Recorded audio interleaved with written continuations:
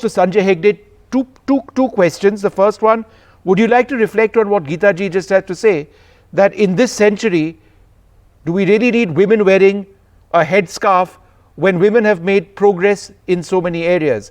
Do you associate the headscarf with progress or a lack thereof? That's my question. Who am I to decide? Who are you to decide? It's Right. for the woman to decide, right? Right.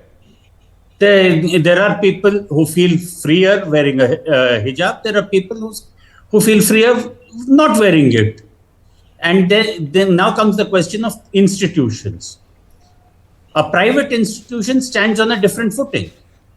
But a government institution for which all Indians pay taxes, direct or indirect, and it's from that money that all these government institutions are running.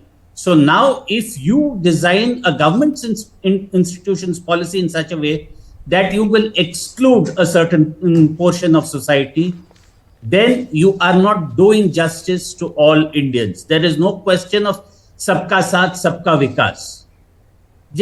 Please take the hijab out of the equation. Tomorrow, if an institution were to say, all students shall necessarily wear Superman or Superwoman costumes. Institutional autonomy? Where does that argument take you? So the argument simply has to be that if a uniform is prescribed for purposes of identification of students, yes, please conform to the uniform. But if you have certain requirements based on religion, based on culture, based on conscience, you should be allowed to have that reasonable accommodation.